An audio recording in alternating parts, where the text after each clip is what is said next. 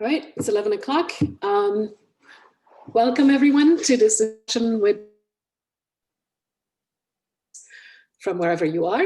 My name is Karin Verschuren. I'm a doctoral candidate at Teachers College, Columbia University here in New York.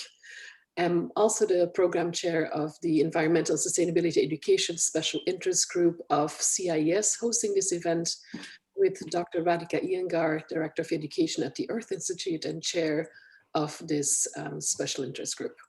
The SIG was founded about 10 years ago to bring together researchers and practitioners at the intersection of education and sustainability, and we also hope to share resources with all of you. We're co-hosting this event today with the TC Center for Sustainable Futures, but more about that in a few minutes. There we go. Here are the logos. As you can see, we are hosting this event on Zoom meeting, so all participants can see each other. But we'd like to ask you to stay muted at all times. Send us questions in the chat function. So as we said before, the meeting is being recorded, but feel free to use the reaction buttons if you know where they are and if you have them. And then please participate in the breakout session. Created to manage expectations, I've created a timetable so that you know what is happening. First, we'll introduce Dr. Oren Pismoni-Levy, who's the director of the Center for Sustainable Futures at Teachers College, Columbia University. Before introducing Dr. Stephen Sterling, our keynote speaker. And then what we suggest is that we have a breakout session in the middle of the presentation to allow engagement among participants. We'll randomly assign you into groups. And we hope that you maybe can discuss takeaways from the first half of the presentation and come up with a question, a group question that we can discuss during the Q&A after the second half of the presentation.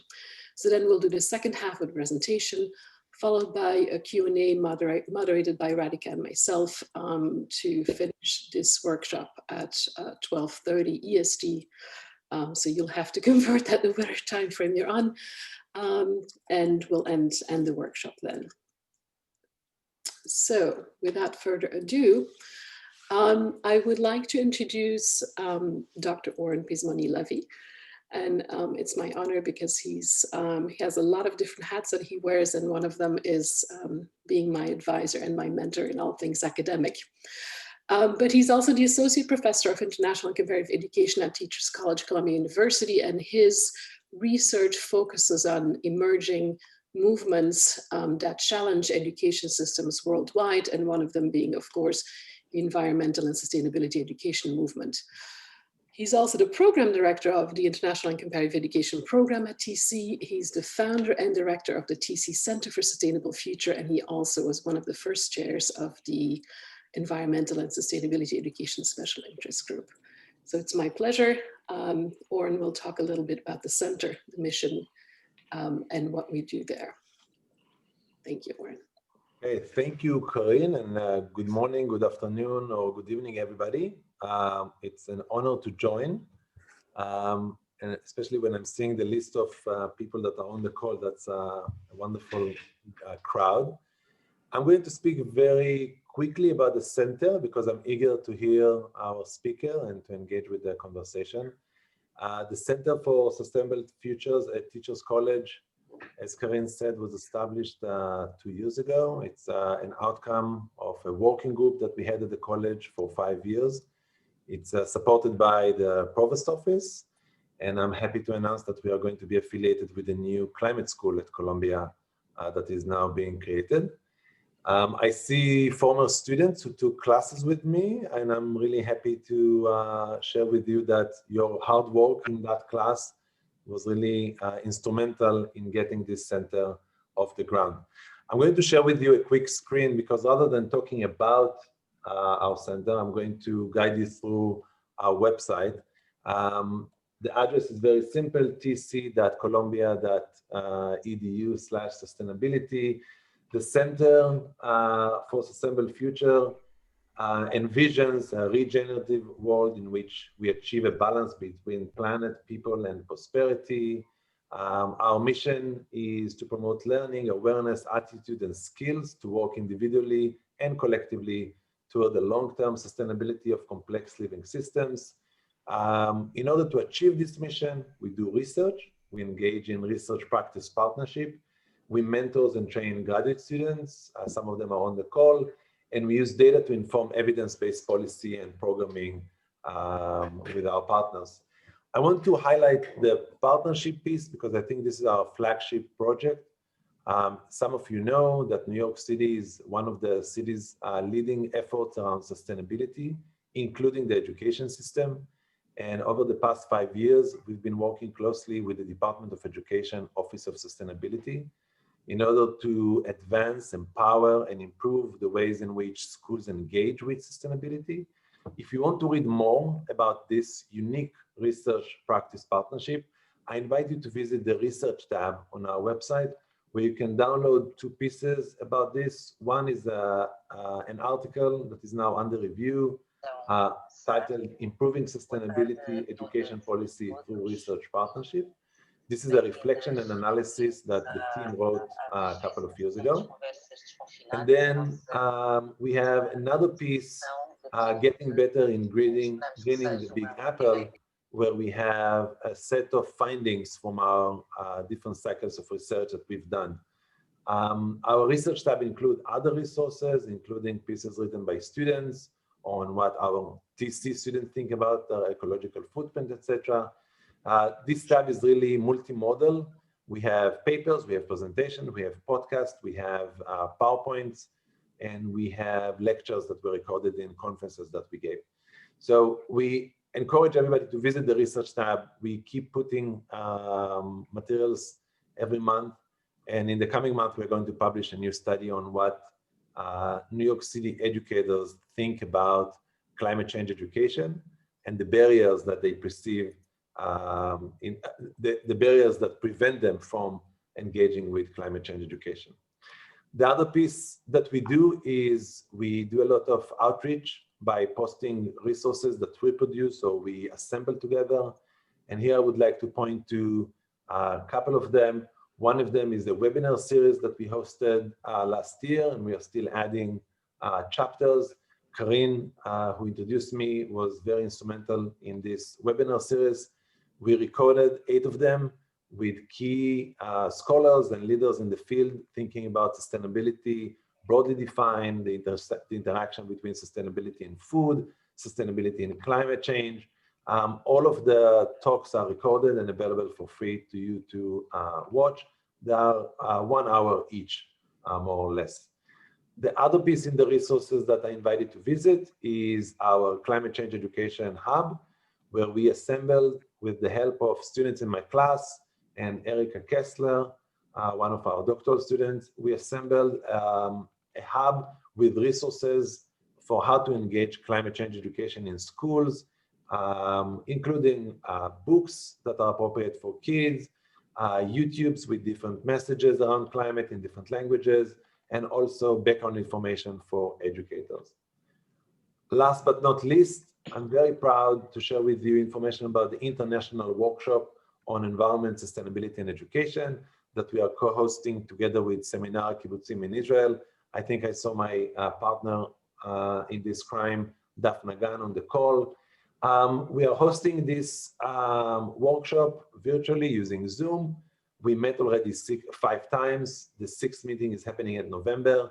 Every month we have a speaker who speaks for about 18 to 20 minutes on a topic related to sustainability. And then we have different types of activities around the talk. We started with a small group of 20, 25 students from both institutions, and we now have around 400 people RSVPing and more than 100 people participating in this event. So we invite you to join us, especially this time that we don't have other conferences. We hope that you will join us for this very interactive set of sessions.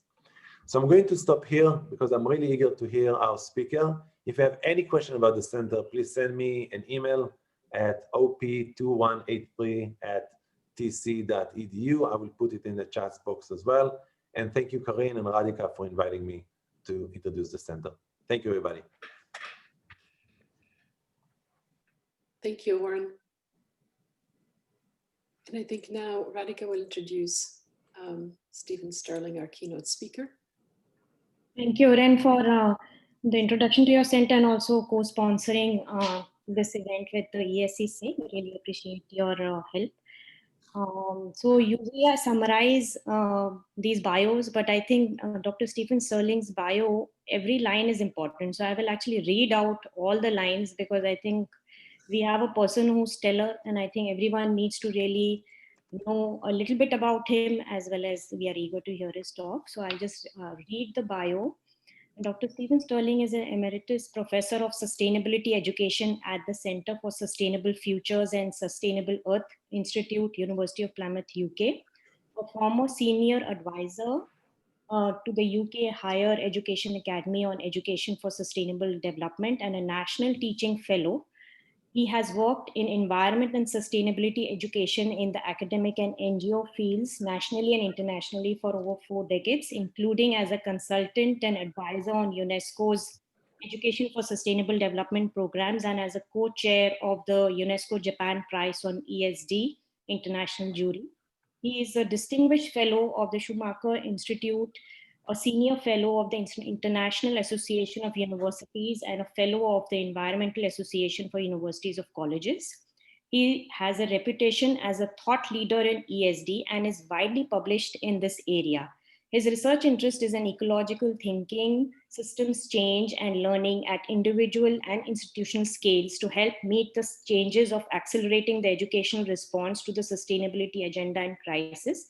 The most recent book being Post-Sustainability and Environmental Education, Remaking Education for the Future, and is co-edited by Bob Jickling and published by Pivot Palgrave in 2017. So I also urge you to look at his detailed bio on his website, which we've shared in our Eventbrite link. So with that short introduction, I would ask Dr. Sterling to please take the floor and start your talk. Okay, well, thanks very much. It's a real pleasure to be here and join up with everybody from different places. That's great. So welcome from a very wet Devon in the UK, where I live. I'd like to start by thanking CIES and the Centre for Sustainable Futures and the Earth Institute at the University of Columbia inviting me, and thank everybody for being there today. So what I'm going to say is a talk based on a longer presentation, which I've cut down today to fit the time available. You'll find there's quite a lot of ideas here. So, you know, you're very welcome to go over the slides after the event, and I will also send through the script of the longer talk if anybody wants that. So to begin, the first 8 slides are by way of an introduction, beginning with an abstract. So the first slide, please, next slide here. So there's the abstract. You might want to just read that. The quote from Paul Raskin, who leads the Global Transition Initiative, is one which I use quite often because it summarizes in one line the task before us, I think, particularly as educators. And the paragraph below that mentions the disconnect between the pressing signs of global change and the relatively closed world of education.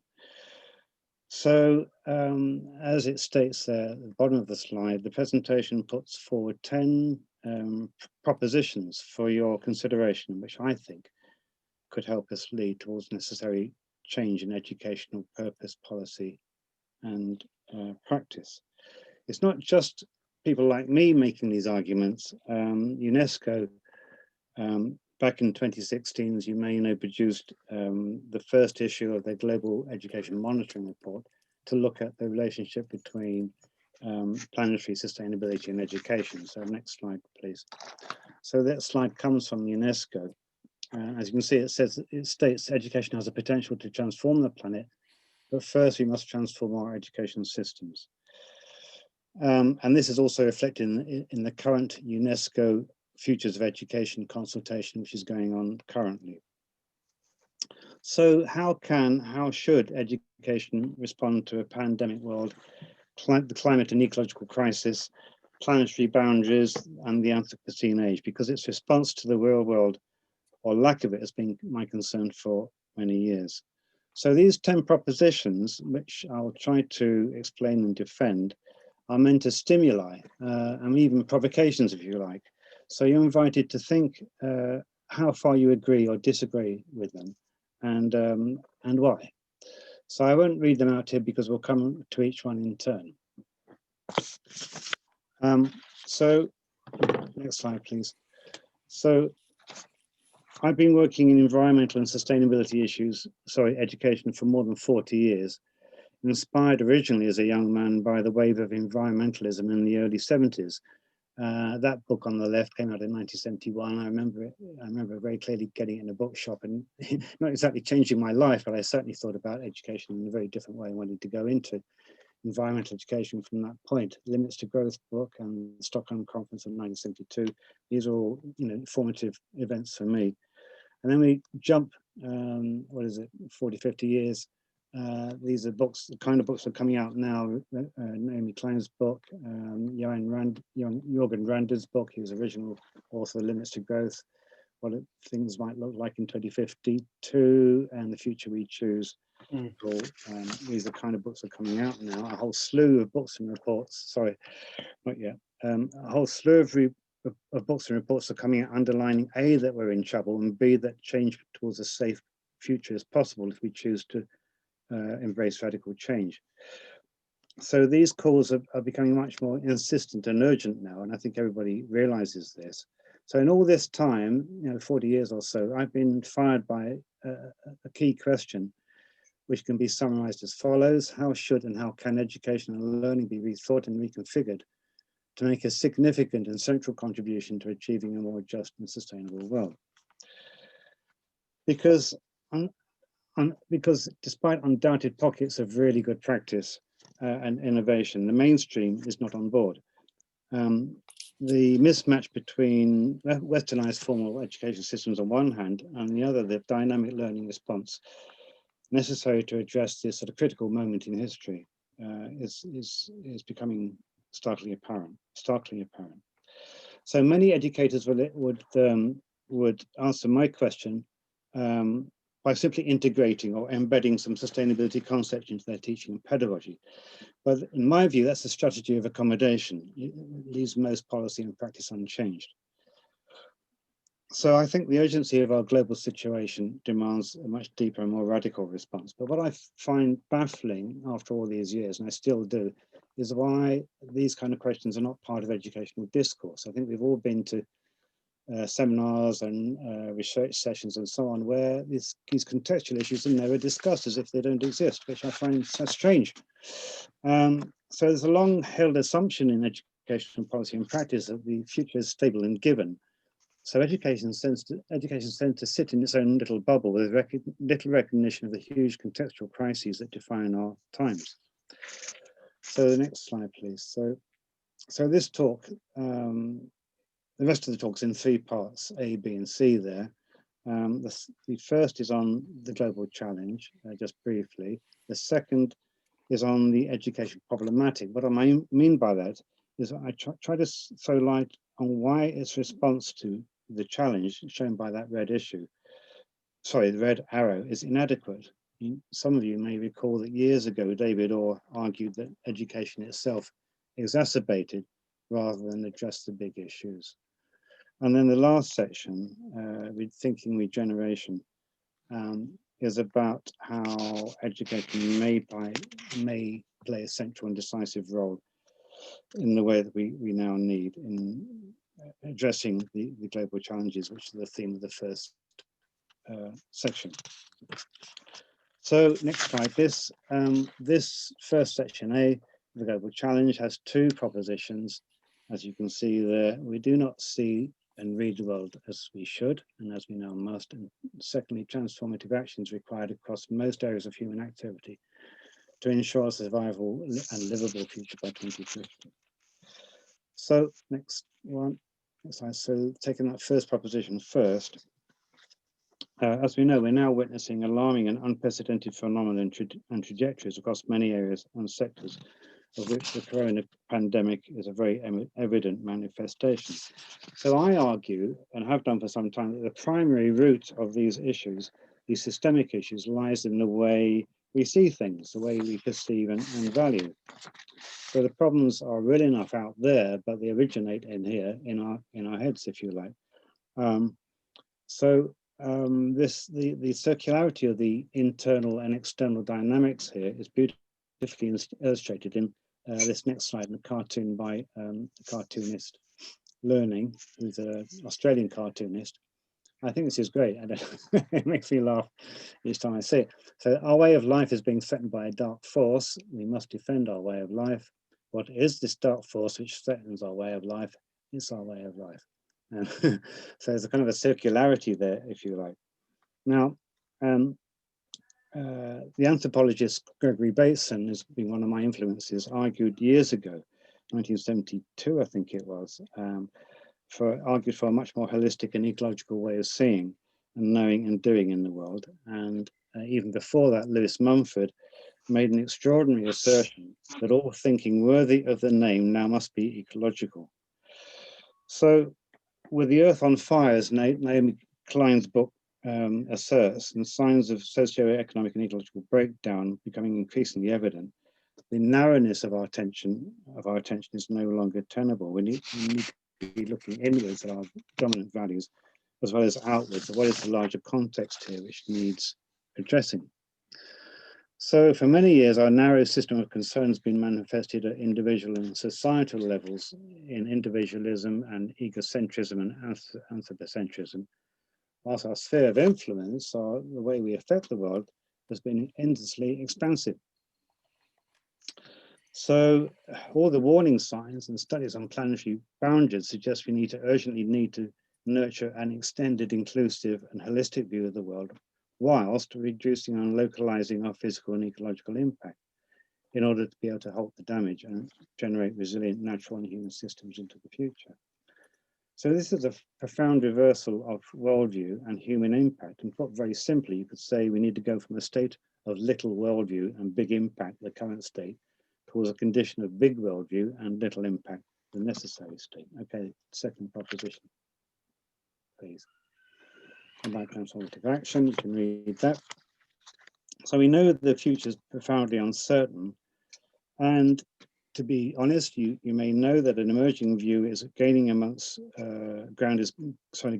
amongst scientists, historians, and some politicians that collapse of some sort is increasingly likely in future decades, ecological, economic, technological, social, or some combination. But in response to that, what is more heartening, not yet, thanks. In response to that is a new transformative zeitgeist arising, not least driven by young people, based on the twin drivers of profound concern on the one hand and what's some kind called fierce hope on the other. And this heightened awareness is giving rise to some urgent rethinking, realignment and refocusing in key areas of human activity. And although it might still be on the margins, this radical questioning is insistent and in making inroads. But there's evidence that the mainstream is picking up on this too. So for example, 2019 OECD report advocates refocusing policies through a well-being lens. So the idea of well-being is now coming much more to the fore, particularly in the context of accelerating climate action. So there's an urgent urgent sense of the need for reinvention, which can be characterized as having the aspect of critique, recognition that business as usual is no longer tenable, a vision, the development of practicable alternatives that promise positive synergies, and design, implementing integrative ways forward that are sustainable in the long term.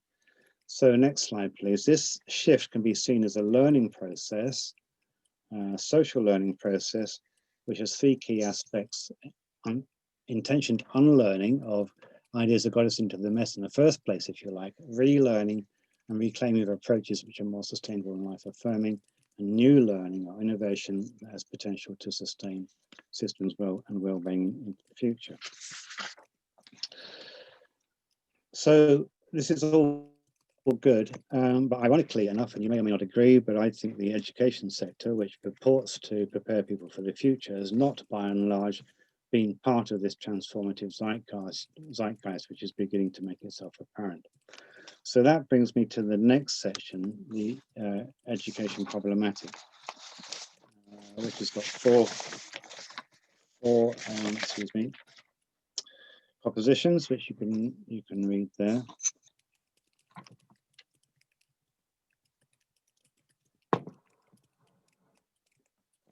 And then to take them one at a time. The first one, next slide, please. Mainstream education is largely, not entirely, but largely maladapted to our times. In February 2020, in England, a student organisation called Teaching for the Future presented a draft English climate emergency bill to members of Parliament, the first ever education legislation to be written by pupils and students. Next slide, please. This slide shows part of the youth statement which accompanied this initiative. And I think it's just worth reading. So much of what we learn at all levels is irrelevant to the uncertain future we are inheriting. Our education is out of touch with the future we face. And the young people are saying we know more about this than our teachers do. Our generation needs a transformational education if we are to succeed. So that movement is still going ahead. It's called Teach the Future, and you can check it out. So this pressure from below will mount because education as it's currently constituted is much more of a barrier to transformative action than a facilitative agent, in my view. But, you know, why would this be? Well, maybe we shouldn't be too surprised. At a deep level, the prevailing educational paradigm reflects and is informed by the wider social paradigm or worldview. So if the latter is maladaptive to contemporary global conditions, it follows that the prevailing educational paradigm echo this orientation. So that brings me to an idea I had some years ago, which I call response, not responsibility with an I, but responsibility with an A. The responsibility, that is the ability or otherwise of education systems to respond fully and effectively to the profound challenges facing us. And it's the poor responsibility in higher education and schools that many students are forcefully pointing out. And while I'm talking about that, I'm going to mention an email, a private email I got from a senior member of the UNESCO staff not that long ago. And he said there, I'm asking myself more and more how to bring across the dramatic urgency to act, where all of us and those we talk to are so used to the long time frame that is normally needed for education systems to change, but climate action needs to happen now. So maybe, you know, rather than education for sustainable development, which I've been championing for years, I'm beginning to think we might need education for sustainable contraction towards a post-growth world, which is another whole argument I haven't got time to go into. But can I have the next slide, please? So that word again, achieving sufficient responsibility in educational policy and practice, which I shortened to EPP, poses a substantial and reciprocal learning challenge both to the education community and to the student community. So the logic here is that education cannot be an agency of the social transformation that's needed unless the education community is itself transformed. And UNESCO authors in a book came out in 2018 actually say, in order to act as a driver for change, education itself needs to change to become transformative to change values and behaviors. Now, it's become very clear from international experience that those educational institutions and universities that have grasped these crises seriously also recognize that the whole educational community has to be part of an ongoing learning process. And I think the scope of this can be better understood if we make two sets of distinctions about learning. Next slide, please. So I make a distinction between two what I call arenas of learning. The first one, structured learning, is what all universities support, of course. It's programs for students, and this is the area which universities typically address when they want to increase their response to sustainability issues. They change the curricula, if you like. But this leaves out the whole area of organisational learning, which is that which is undertaken by or experienced by policymakers, professional staff and practitioners, informally or informally. So in my view, sufficient attention to institutional learning, that's the organisational learning, is absolutely critical to progress in the curricular area, as well as in other areas such as campus management, governance, research, and so on, and leadership. The second set of distinctions about learning is regards what I call levels of learning. Next slide, please. This again draws on Gregory Bateson's work of 1972, who distinguished between three depths of learning and change. And I think this is a really key model and key idea, that there are different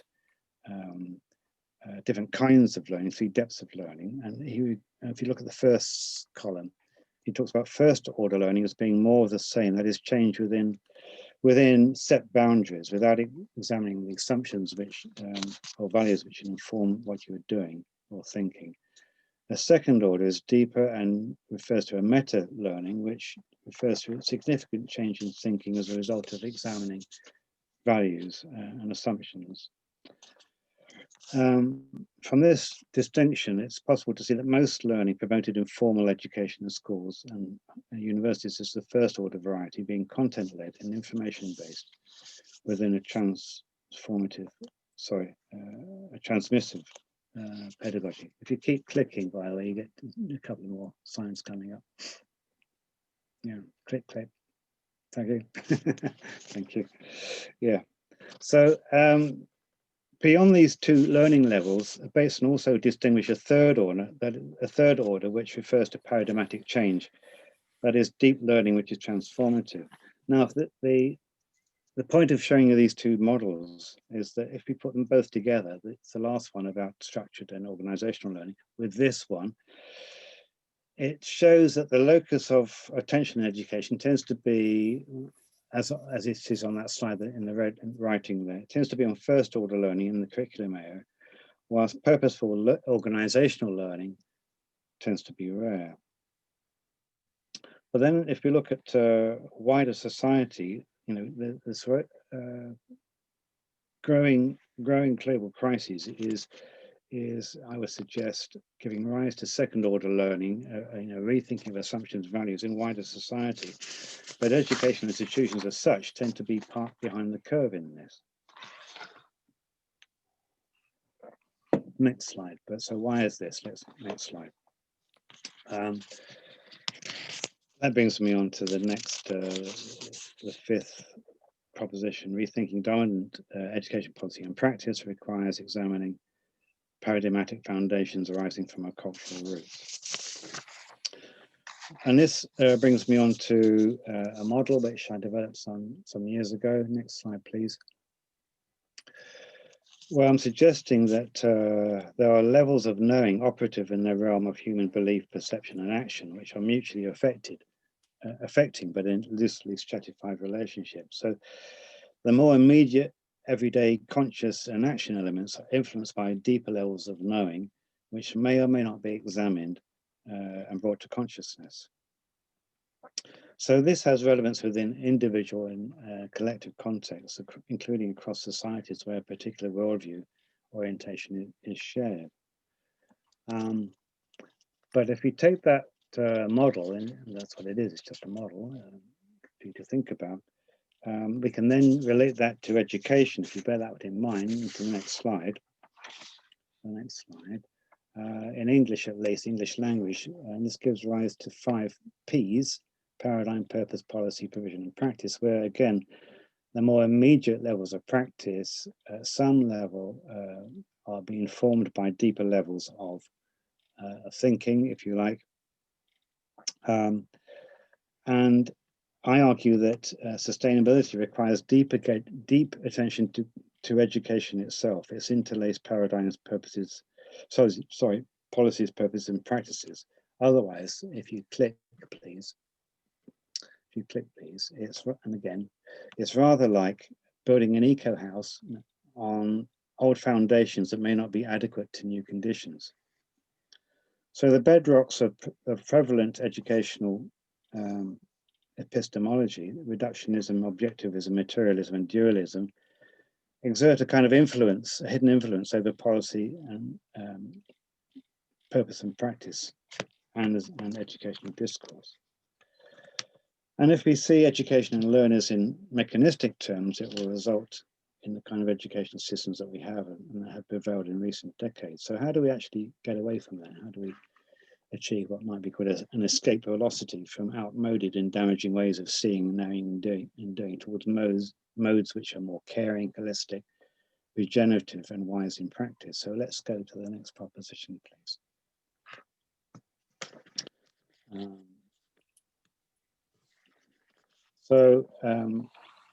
I'm suggesting that education policy and practice, that's EPP, has been affected by marketization and instrumental values and neoliberal thinking, sadly. So marketization and a global testing culture, as we know, has led to competition, homogenization, and standardization nationally and internationally. So education discourse has been sort of narrowed to work within those parameters, these control parameters. Next slide, please. So I characterize this as a squeeze, like the squeeze, I call it, a squeeze and control, rather than expand and explore. So there's been a squeeze on these 3 dimensions on purpose, what we think education is for, where economistic views are dominant, replacing older liberal education conceptions. On breadth, that is how education content is conceived, where STEM subjects are valued above arts and humanities, and so on, and specialization above interdisciplinarity. And then thirdly, the 3rd dimension, depth, where the nature of the learning experience, where open-ended inquiry and transformative and transpersonal learning are the exception. So this influence on perception, conception, and practice needs to yield to an expanded paradigm, which I'll try to sketch out later. Now, in a way, this argument I'm making is not new. If I just quickly look at the next slide. This is the renowned thinker and economist E.F. Schumacher called attention to the need for education to remake itself some 45 years ago. And if you click once on this one, please. If still more education is to save us, it would have to be education of a different kind, an education that takes it to the depths of things. So I think a deep learning response within educational thinking, policy making, and practice is required based on an emerging ecological and relational worldview already burgeoning in civil society movements. And this takes me to my final section. Yeah, next slide, please. So these are the remaining 4 propositions.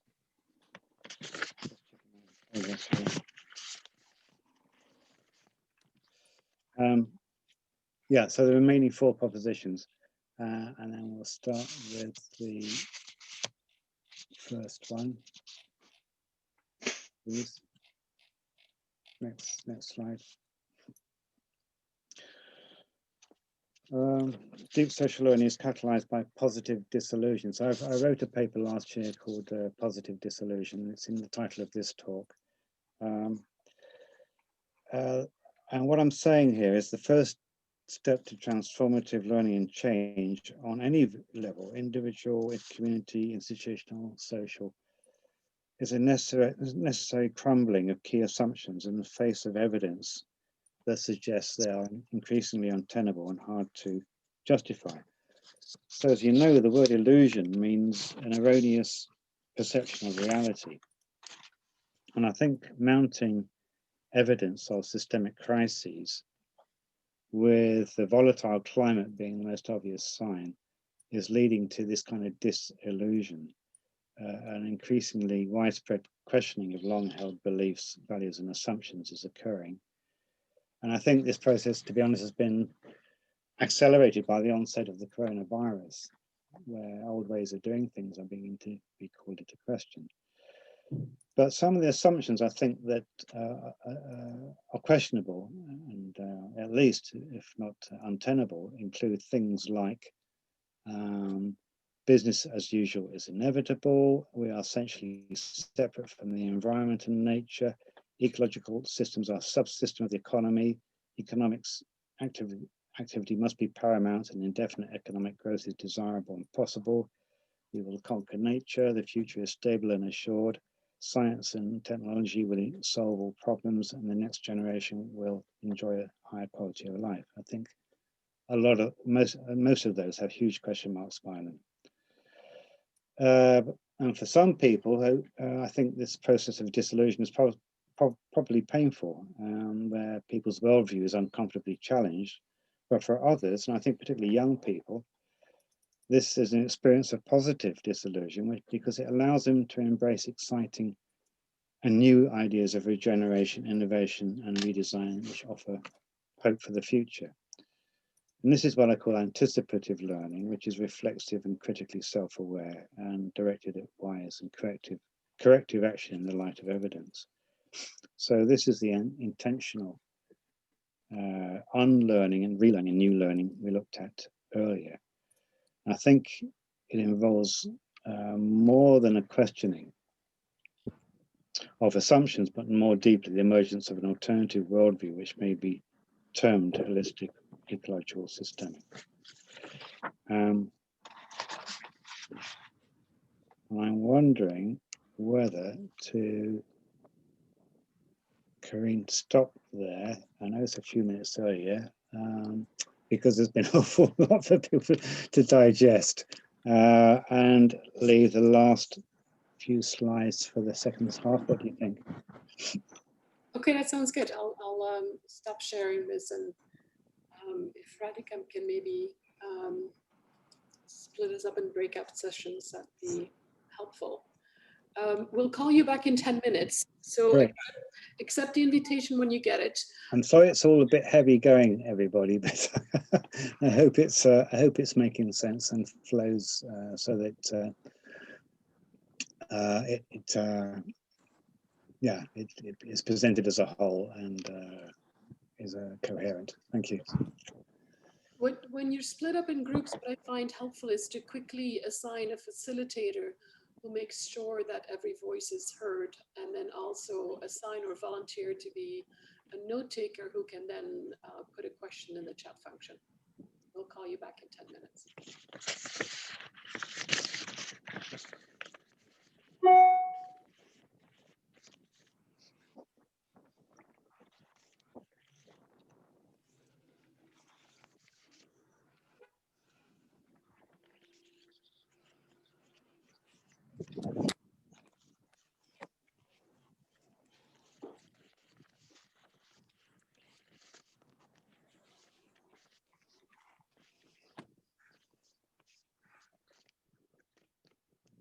Let us know if you're not getting an invitation.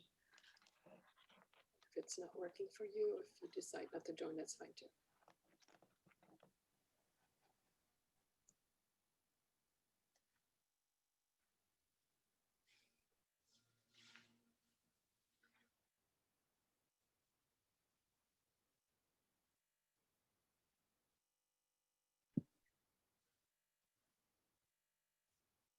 I think Alex here is in room 3. Alex, I don't know if you got the invitation.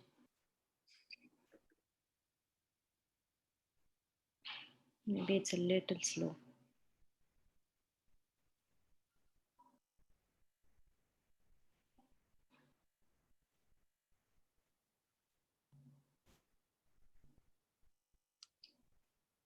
And Maki is in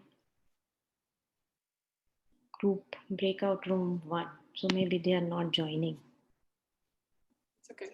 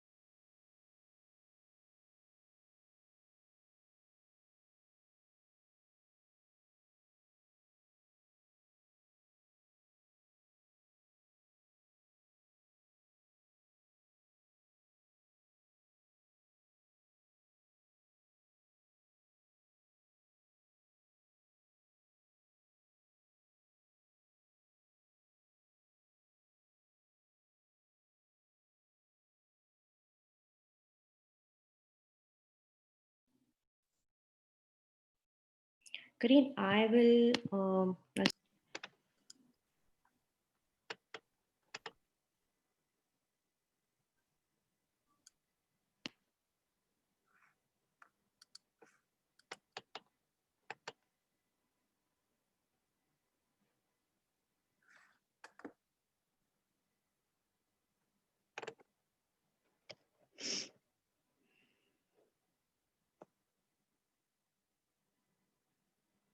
I think we should all be back in 30 seconds.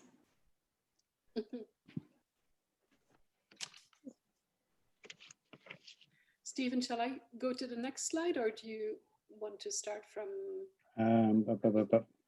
Let me just check.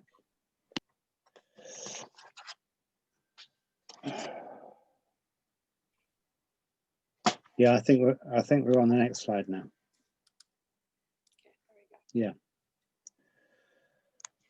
Okay, so ready to go? Not yet. Actually, just 5 seconds more. I think everyone should be back. I can see. Yes, I think. Yeah. Good. Ready now? Yeah. Okay, good. Okay, welcome back, everybody. I had an extremely quick look at the chat room, and I can see there's some interesting stuff going on there. So the second half is not a half. In fact, it's less than a half. You'll be relieved to hear. It's there's I don't know, 5 or 6 slides left. That's all. It's just to conclude the argument, if you like, and just to say another thing about these propositions. These are meant as stimulations, if you like, and even provocations, if you like, for discussion. They're not necessarily. I'm not necessarily presenting as a truth, although these are things which I believe to be true. But it's up to you to assess their validity, you know, and they're meant to help provoke discussion.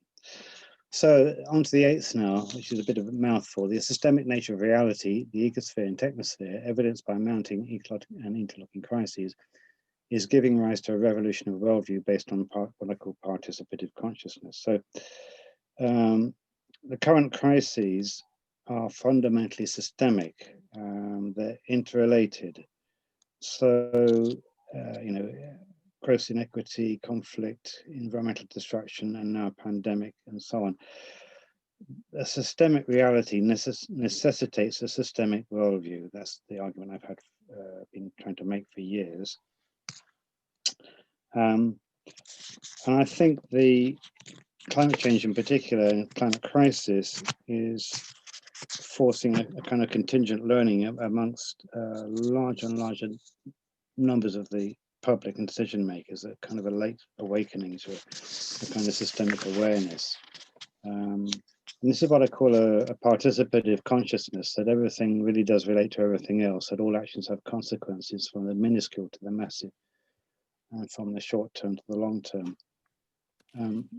So I argue that far from being detached and unaffected observers, we are unavoidably participants inside a greater whole. We're not on the earth, but in the earth, actors in the earth system and flows, constantly affecting and being affected by the whole thing. Natural and human and dynamic relation. If we accept Paul Raskin's challenge, which I pointed out right at the beginning of this talk, to think critically about why we think what we do, and then to think and act differently. If we accept that challenge, a shift of focus can occur from relationships largely based on separation, control, manipulation, individualism, and excessive competition, towards those based on participation, appreciation, self-organization, equity, justice, sufficiency, and community. So this worldview is life-affirming and regenerative, and it's playing out in myriad social movements across the world, but it's also inspiring great educational work, albeit often within the corners and margins of the mainstream, which now needs to come on board. And that brings me to my next slide. From Christina Escrigas. This is on the TELUS Institute of Global Transition Initiative site. A really good article there called A Higher Calling. which is, echoes what I've been saying in the first part of this talk, really. So universities tend to be what I would call inside-out institutions, meaning that their prime focus tends to be inwards on performance rather than their social and environmental responsibility and impact. And the older convention of higher education as a public good has been increasingly replaced by the view that it's a private good. So the challenge now is to recognize and embrace an expanded educational paradigm. And the next slide tries to model the three aspects involved. So a more holistic and ecological educational paradigm is needed and can be achieved through expansion, through a broader sense of purpose, more breadth and interdisciplinarity in the curriculum, and more participative and transformative pedagogies. And this kind of liberation allows education to remake itself fit for our times. And I think part of repurposing education for our times, there's quite a lot of debate now about repurposing education, as there is in business, interestingly. I think it involves reclaiming some of its earlier focus on inner work, reflected in liberal and progressive traditions. With a foot on these foundations, and moving towards something less materialist, less exploitative and short term than currently prevails. I mean, the good news here is, as I'm sure you know, we're not starting from scratch. There's been a counter-educational current reflected in education for years, reflected in such practices as progressive education, learner-centered and experiential education, outdoor education, emergent learning outcomes, liberal arts education, inter and transdisciplinarity, participative pedagogies, community-based service learning, whole institutional change, more laterally transformative and transpersonal education. So we need to build on these things. Last slide. Well, it's nearly the last slide. It's the last proposition. We have a short time to ensure any kind of livable future for ourselves, our descendants, and other Earth species. And I think this raises deep questions for virtually all areas of human activity, but particularly challenges education, whose very raison d'etre is preparation for life, isn't it? Well, at least that's what I've been led to believe for the past 50 years. Education is exclusively designed to affect dispositions, values, understanding, and competencies. So, as I've suggested, the key is repurposing and engaging through what I would term a culture of critical commitment in educational thinking and practice. So the words regeneration, reinvention, rethinking, and importantly, reclamation come to mind, reclaiming the meaning and purpose of education from the narrow conception that's informed policy and practice over recent decades. And there's evidence that it's happening. Until late 2019, last year, that is, I was co-chair of the UNESCO Japan Education for Sustainable Development Prize international jury, and in that role, I read close to 500 outstanding submissions from formal and non-formal projects across the globe, which reflect a heartening level of energy, commitment, inventiveness, courage, and determination to empower people to make a positive difference to their locales and their spheres of influence. So this was a privilege to look at these projects, just amazing, many of them. This is a kind of authentic rather than a commodified education. It's already achieving a difference in many projects and initiatives. So in this way, education as a vehicle of social reproduction is superseded by a vision of continuous recreation or co-evolution, where leading education on the one hand and progressive movements in society on the other are engaged in a relationship of mutual transformation. This echoes key writers such as Joanna Macy talking about the Great Turning, and Thomas Berry, the Great Work, or Paul Ruskin, the Great Transition. You know, we're at a key turning point in our human history as well as the planetary history. And this urgency necessitates agency. Urgency necessitates agency, and that's one thing that education can claim a degree of monopoly upon. So to finish, by offering a more whole way of seeing and being, a regenerative, ecological, life-affirming paradigm can help shape new pathways for a more hopeful and secure future. There's a fork in the road, and education, all of us have to make a choice. Young people are fervently waiting for us educators to catch up with them. Greta Thunberg being the key example, I guess. To empower them through positive disillusion and help them lead the future. Thank you for listening. Last slide, Karine. If you want to know more about my work, that's my website, Rethinking Education for a More Sustainable World. So thank you very much for listening. I know it's a bit heavy, but I got one shot at getting quite a lot of key ideas across, and I hope I succeeded in that. And I look forward to some discussion and questions. Thank you very much. Thank you so much. It's been great to have this opportunity to talk to you. Thank you, Stephen. We really appreciate all of your work with us. We have a few questions in the chat, and please, I would actually like to invite people to unmute and ask questions. And while you prepare to do that, I would like to ask one question from Nadia Reyes, I think, that I thought was very pertinent. She said, "Dear Professor, to reform thought, it's necessary to reform institutions, but if we reform only institutions without reforming thoughts, nothing will be changed. How do we get out of this vicious circle and walk into a virtuous circle, as dear Edgar Morin calls us to?" Okay, well, so I've worked with a lot of universities, and particularly my own university, which I retired from a couple of years ago, for 12 years, and we were working on systemic whole institutional change, informed by sustainability ideas and system change ideas. And there's no silver bullet, there's no simple answer. You have to, what's encouraging to me is there's more and more people asking questions, the kind of questions I was talking about, deeper questions about, what are we doing here and why? What are the consequences of what we're doing? And this is happening not just by the usual suspects, a few guys in the corner.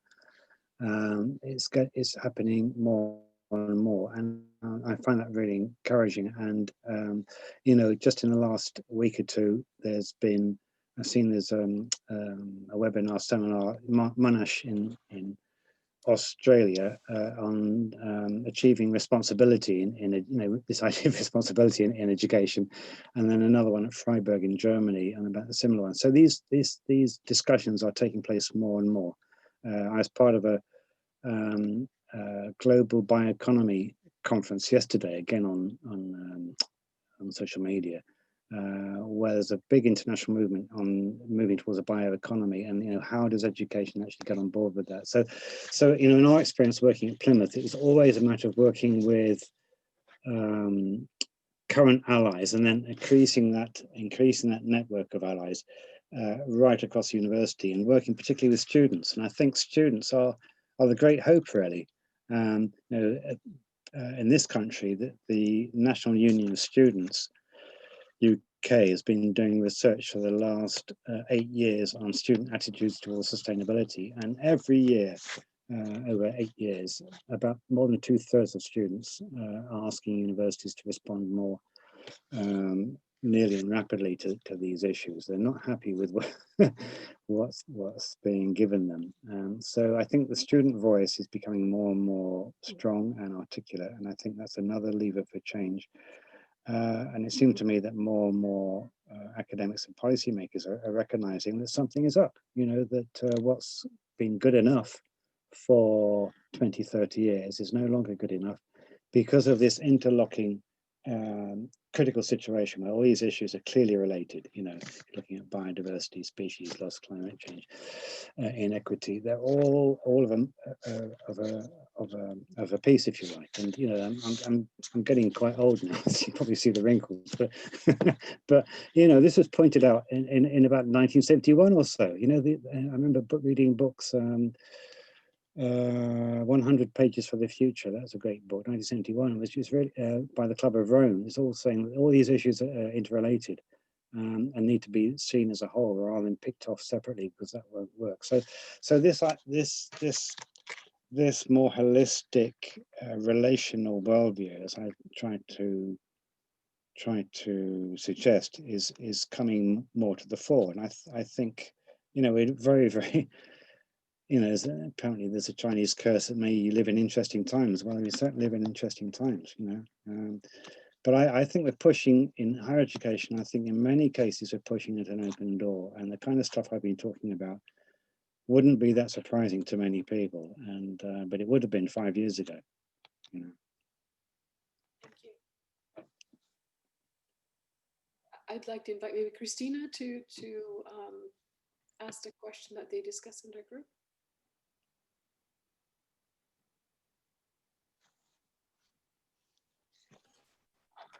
Sorry, I didn't hear that. Was that addressed to me? Yes. Okay. Sorry, doing a little bit of multitasking with my daughter here. No, I was just curious if, you know, given Professor Sterling's, you know, really inspirational work, and in terms of really orienting our thinking around how we can reconceptualize the purpose of education, I'm curious when it comes down to the practical elements of, you know, working at sort of the intergovernmental levels and working within government, you know, if Professor Sterling were to, you know, meet a country negotiator at a COP meeting, for example, what would be perhaps the first thing that he would recommend to them to enable some of the education transformation that is needed? What would he recommend that they go home and do immediately, you know, or to whom they should go home and immediately begin to engage discussions? Thanks. Well, you know, I'm not trying to skip around the question, but I mean, I would just point, I mean, I've done a lot of work with UNESCO, and, you know, whatever the strengths and weaknesses of UNESCO, I take my hat off to them, because they've been pushing on this issue for such a long time. You know, in the 1970s, it was all about environmental education. Since Agenda 21, it's much been about education for sustainable development. And now, what's interesting here is that they're now recognizing that it's not just about education for sustainable development, but actually changing education as a whole, you know, the actual policy and practice as a whole. So so they've been on the journey, you know, I've been working with them for about 20 years, I suppose. They've been on a journey too, but understanding what this is all about. And their documentation on Education 2030, which would have been launched this year if it wasn't for COVID, which is now being pushed to next year, and their Learning for the Future initiative, is interesting stuff. And it's really that's not designed for practitioners, it's designed for policymakers. That's their constituency. So as to meet policymakers at these events, I would just say, you know, get involved with what UNESCO is doing, because there's nothing like, you know, it's like nudge theory. You know, if one country is doing it, then another thinks, well, maybe we should be doing that too. And you play a kind of political game on that. But you know, you know, if it's people like me jumping up and down, they're not going to do anything really. But if you look at shifts in policy internationally, then countries feel much more obliged to be part of that. And you know, I just think that's what I would do. I'd push them into looking and being involved in these conferences. I mean, the Education 2030 conference, which was postponed from last July in Berlin, it's going to be. That's what was I going to say? I'm tripping over myself. I was going to make a point there, and now I forgot what I was going to say. Yeah, I know. It's an intergovernmental conference. That's right. So it's not just for educators. It's for they'd be inviting all their member states to send a governmental representative. So that's, you know, that's really important. And the last time they did that was 2014 in Japan. So, you know, you have a whole sea of countries, you know, in this huge room being represented, and that's a powerful influence on any country that thinks it may not want to be part of that movement.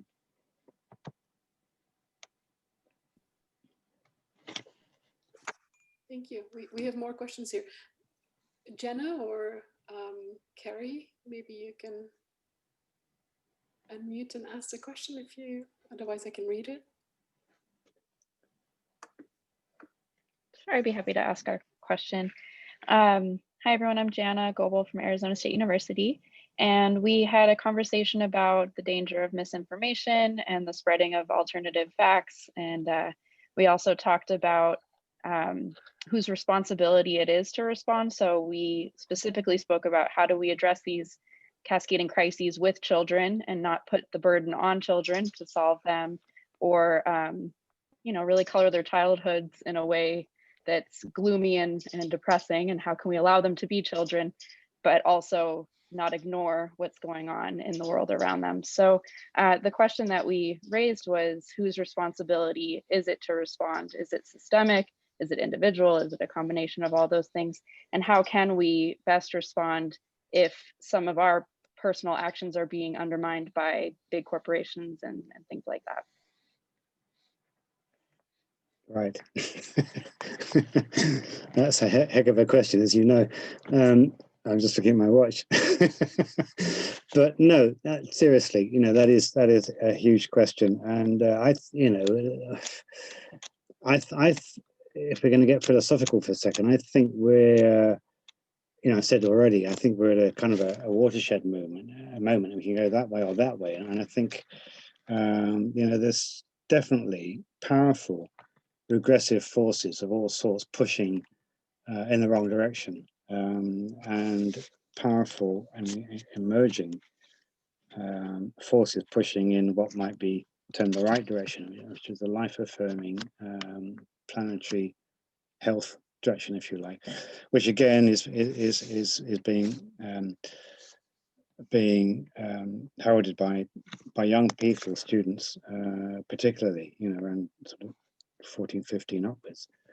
Young children, I think that's really difficult. I think it's a really sensitive issue. You know, I haven't actually, I used to teach in schools many years ago. I haven't for a long time, but I have children of my own. And I think, you know, the severity of some of this stuff has to be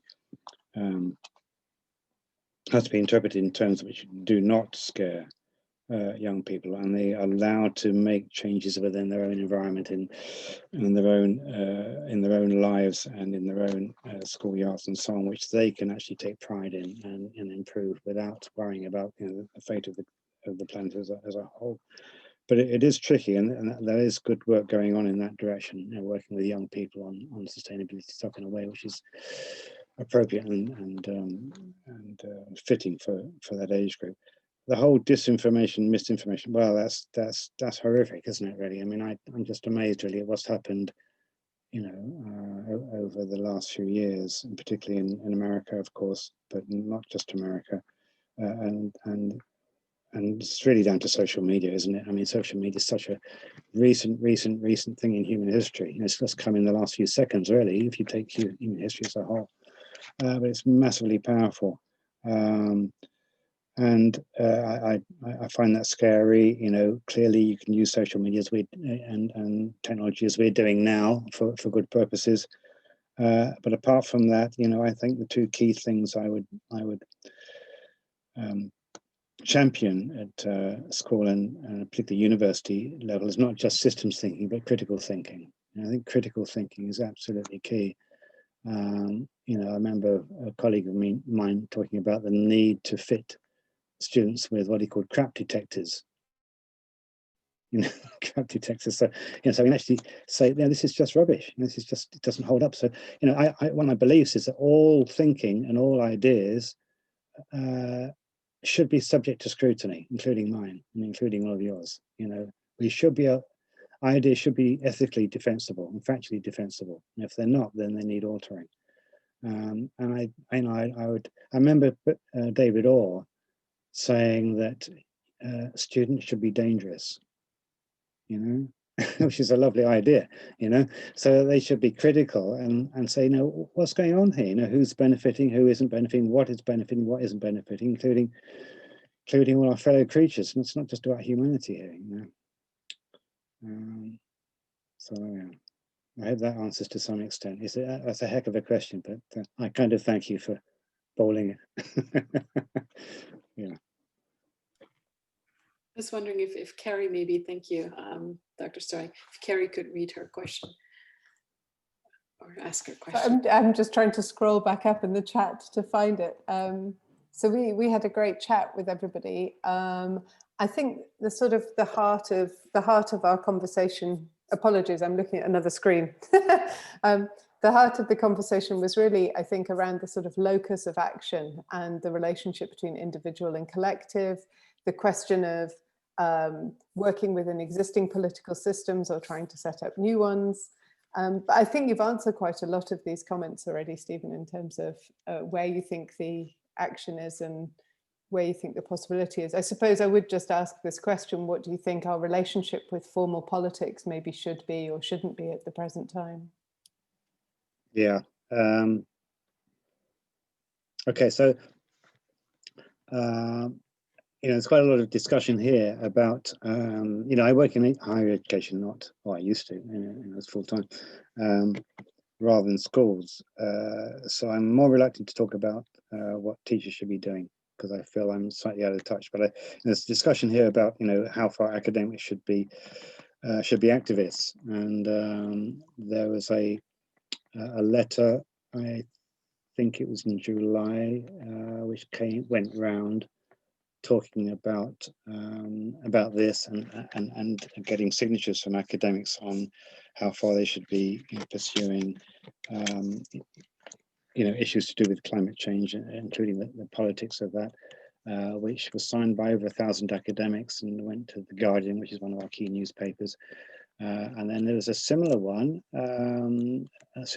from coming out of ASU, coming out of Arizona State University about the same time. And I got a lot of signatures. So that's great. It means there's a sort of a ferment of academics thinking, well, what am I doing in my research and teaching in terms of these issues? And shouldn't we be doing more on this, in terms of preparing young people for the future that they are facing, and, what David Orr called the future in prospect. So that's that. I think these issues nearly always land up with political and ethical dimensions. And, my argument there is, if universities can't look at these issues critically, well, who can? That should be part of students, part of their broad education, their liberal education. If they want to then go and demonstrate, that's up to them. But they should have thought through the issues in a deep way with their academics, I think.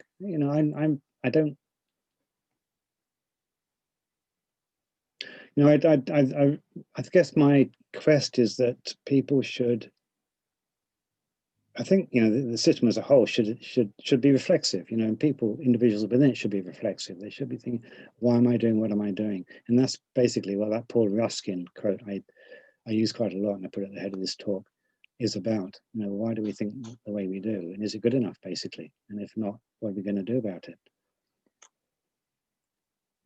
And, that's where a lot of politicians fall down, of course. Thank you so much. We have about 2 minutes left. Is there anyone who would like to ask a last question? Or Radhika, if you would like to add something. There is this question from Stephanie, who was in my group, which I found very interesting. I don't know, Steffi, you want to read out that question? Sure. Thank you. And thank you, Professor Sterling. I'm a first-year PhD student at McGill University, and your work has been really influential in the research that I'm doing. One thing that we talked about in our group is just kind of the disconnect among different levels of education, different fields, academia and outside of academia. And before starting my PhD, I was working at a secondary school in Chicago, a progressive high school. And we were trying to, create a transformative model of education where our subjects were integrated, and we were using the SDGs as kind of a set of standards for global education and global citizenship. And what we found is that it was really hard for families to buy into that model because the the post-secondary schools didn't really understand what we were doing. And so when our students matriculated and went on to university, they were having a hard time getting accepted because they were like, well, what's the GPA? What are the subjects? They didn't really understand what we were doing at the secondary level. So I'm just wondering if you have any thoughts on kind of how to coordinate action at different levels simultaneously. Because it's hard to be the first one who's making a change and it's not really understood, or you're moving kind of ahead of the curve. Yeah, so that's my question, if you have any advice. Well, yeah, that's a tricky one. You know, part of the problem that's been in the UK is that students come from school into university much more aware of some of these issues than the lecturers in the university. It's kind of wrong, you know, the wrong way around, if you like. But you know, I don't know if you've come across the RCE movement. I just sort of bounced into my head this, you know, the regional centres of expertise, which is an international movement. And what's interesting about that is that you've got these centres that they're scattered throughout the world, where they try to take an integrated approach to sustainability issues involving all the stakeholders in that geographical area, whether, you know, it's schools, community centres, universities, businesses, local government, civil society, and so on. So, and it's had various degrees of success. But what's interesting about that is that you start getting partnerships between sectors and sections of society which tend not to talk to each other. And it seems to me that that's a particularly fruitful way forward. And certainly the climate crisis in this country, at least, has given rise to a lot of cross-sectoral cooperation at local level, and I think that's really heartening. And hopefully, you know, although mainstream education tends to be a little bit over-structured, if you can achieve, you know, I tend to use the word permeability, you know, a permeable system. So you've got flows going between the boundaries of the school and the universities and connections. You can start making joint initiatives. So those kind of disjunctions you talked about won't happen so readily. Thank you. Thank you so much. And with this, I think it's time to wrap it up. Thank you, Stephen, for your time, for all of your thoughts. There's a lot of food for thought here. And thank you for all of you to participate so actively. Radhika and I, we aim to connect people and share resources. And I think that's part of sort of the movement we want to achieve this year within CIES. So contact us, send us your thoughts, your ideas. Our website is almost up and running. We'll share this presentation on there and more resources. We love working with different centers of sustainability, or whatever they're called. But thank you so much to all of you for being here. Radhika, I don't know if you want to add a few words. Thank you, Corinne. I think just one sentence from my side is that I think this was a presentation that was so heavy in content that I think the recording will be very helpful, because every slide provided such interesting thoughts. So I think everyone will benefit, whether they were there or on this call or not. I think we'll share the link and request everyone to go over the presentation, because they were very rich in content and gave us these thoughts that will linger on, at least with me, for the next couple of days. So thank you, Stephen, for that illuminating presentation. Thank you, Well, everyone. thanks very much for staying with me, everybody, rather than disappearing through the door or something. I know it's pretty heavy, but I wish each of you well in the future, for sure. This is important work that we're all doing. I will send a copy of a PDF of my talk to Karine, so that might be available too. Thanks again. It's been a pleasure. Thank you so much. Thank you. Bye-bye for now.